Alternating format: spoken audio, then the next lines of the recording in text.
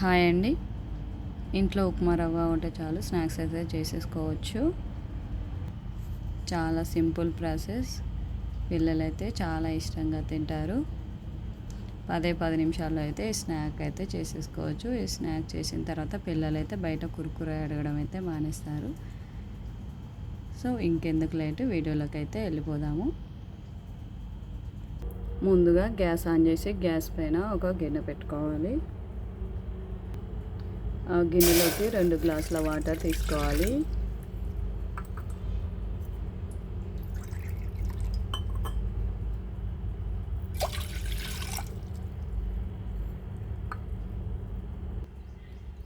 ఈ వాటర్లోకి 2 table spoon oil అయితే తీసుకోవాలి. గీ ఇష్టం ఉన్న వాళ్ళు ఈ ఆయిల్ ప్లేస్లో గీ అయినా తీసుకోవచ్చు. తర్వాత ఇందులోకి 1/2 టేబుల్ స్పూన్ జీలకర్ర, 1/2 టేబుల్ స్పూన్ వాము. ఈ జీలకర్ర వాము అనేది డైజెషన్కి అయితే చాలా మంచిది. 1/2 టేబుల్ స్పూన్ నువ్వులు, రుచికి తగినంత సాల్ట్ చెక్ చేసుకొని వేసుకోండి. కొద్దిగా కారం ప్లేస్లో చిల్లీ ఫ్లేక్స్ ఉంటే అవి అయితే వేసుకోండి. నా దగ్గర లేవు కాబట్టి నేను కారం వేసాను. కలర్ కోసం కొంచెం పసుపు.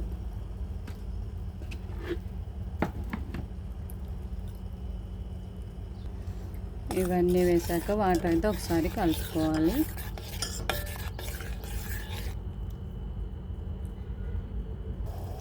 ఈ వాటర్ అయితే బాగా మసలాలి.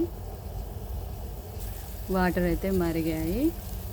ఇప్పుడు గ్యాస్ అనేది సిమ్లో పెట్టుకొని 2 గ్లాసుల వాటర్కి 3 గ్లాసుల రవ్వని తీసుకోవాలి.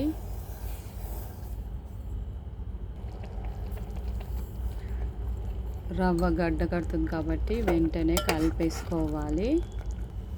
రవ్వ అనేది వాటర్లో ఉడకాల్సిన అవసరం లేదు, జస్ట్ ఇలా కలిస్తే సరిపోతుంది. ఇప్పుడైతే గ్యాస్ ఆఫ్ చేసి పైన మూత పెట్టేద్దాం.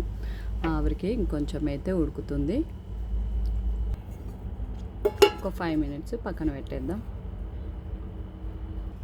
ఇప్పుడైతే ప్లేట్ తీసి చూద్దాము. పూర్తిగా చల్లారిపోయి ఉంటుంది. ఇప్పుడైతే దీన్ని ఈ ఉప్మాని వేరే గిన్నెలోకి తీసుకుందాము. ఇలా ఒక గిన్నెలోకి వేసుకున్న తర్వాత ఇందులోకి 3 or 4 టేబుల్ స్పూన్స్ల బియ్యం పిండిని అయితే కలుపుకోవాలి.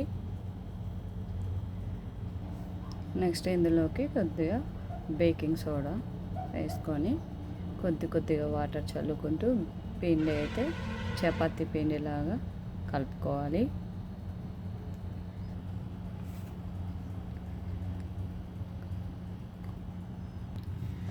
ఇలా గట్టిగా ప్రెస్ చేస్తూ మెత్తని ముద్దలాగా కలుపుకోవాలి.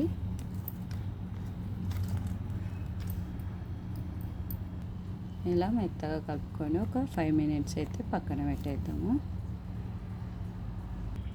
5 మినిట్స్ అయితే అయిపోయింది. ఇప్పుడు పిండిని కొద్దిగా తీసుకొని చపాతీలాగా ప్రెస్ చేసుకోవాలి. చిన్న ముద్దలుగా కాకుండా ఇలా పెద్ద ముద్దగా తీసుకోవాలి.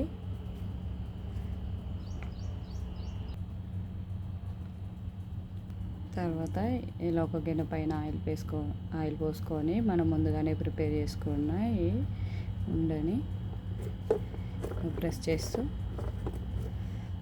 కోల సహాయంతో చపాతీలాగా రోల్ చేసుకోవాలి. మరీ పలుచగా కాకుండా నేను వీడియోలో చూపించిన విధంగా చేసుకోండి. ఇలా అయితే చపాతీలాగా ప్రెస్ చేసుకోవాలి. చూపిస్తున్నాను చూడండి. ఇలా మరీ పలుచగా కాకుండా మరీ మందంగా కాకుండా ఇలా రోల్ చేసుకోవాలి. ఇప్పుడు ఈ చపాతీని మనకు నచ్చిన షేప్లో కట్ చేసుకోవాలి. నేనైతే ఇలా టానిక్ క్యాప్తో రౌండ్గా బిల్లల్లాగా చేసేసుకుంటున్నాను. మీకు ఏ షేప్ ఇష్టమైతే ఆ షేప్లో కట్ చేసుకోండి. చూడండి, ఇలా అన్ని రౌండ్గా కట్ చేసుకున్న తర్వాత ఇలా మిగిలిన పిండిని తీసేయండి. ఇది మళ్ళీ యూజ్ చేసుకోవచ్చు.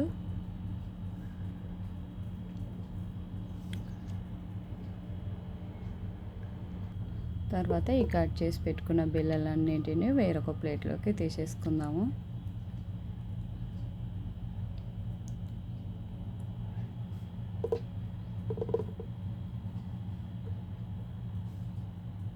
ఆయిల్ పూసి చేసాం కాబట్టి ఈజీగా వచ్చేస్తాయి.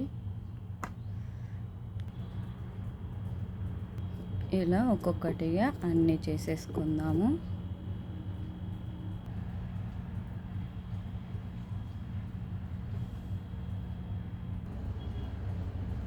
సో కట్ చేయగా మిగిలిన పిండిని మళ్ళీ ఒకసారి ప్రెస్ చేసుకొని ముద్దగా చేసుకొని యూస్ చేసుకుందాం. సో ఇలా అన్నీ రౌండ్గా కట్ చేయడం అయితే అయిపోయింది. నెక్స్ట్ ప్రాసెస్లోకి వెళ్ళిపోదాం. నెక్స్ట్ గ్యాస్ పైన కడాయి పెట్టుకొని డీప్ ఫ్రైకి సరిపడా ఆయిల్ అయితే తీసుకుందాము. ఆయిల్ అనేది బాగా హీట్ అవ్వాలి. ఆయిల్ అనేది హీట్ అయిందా లేదా తెలుసుకోవడానికి ఒక చిన్న పీస్ అయితే వేసి చూద్దాము.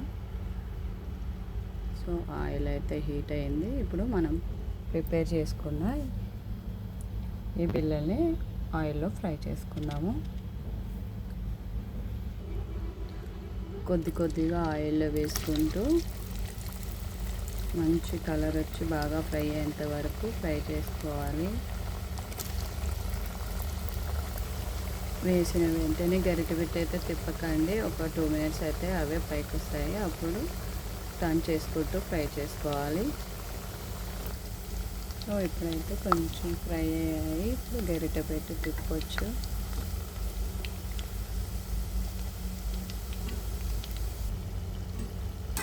పూర్తిగా ఫ్రై అయితే అయిపోయాయి. చూడండి ఇలా కలర్ అయితే చేంజ్ అవుతుంది. ఇప్పుడు వీటిని ఆయిల్లోంచి తీసి వేరొక గిన్నెలోకి వేసేసుకున్నాము.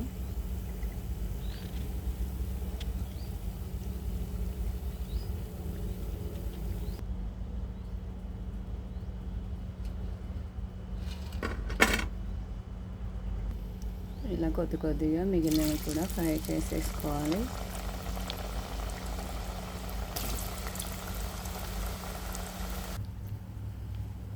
చిప్స్ అయితే రెడీ చేయడం అయిపోయింది. చూడండి చాలా అంటే చాలా క్రిస్పీగా రెడీ అవుతాయి. ఇవి రవ్వతో చేసామని మనం చెప్పిందాక ఎవరికి తెలియదు.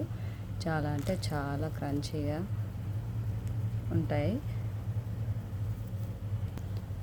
పిల్లలు స్కూల్ నుంచి రాగానే ఈవినింగ్ స్నాక్స్ లాగా స్నాక్స్ బాక్స్లోకి టీ టైంలోకి అయితే ఈ స్నాక్ అయితే పర్ఫెక్ట్గా ఉంటుంది. చాలా అంటే చాలా బాగుంటుంది. మీరు తప్పకుండా ట్రై చేయండి. నచ్చితే లైక్ చేయండి, ఛానల్ని సబ్స్క్రైబ్ చేయండి, సపోర్ట్ చేయండి.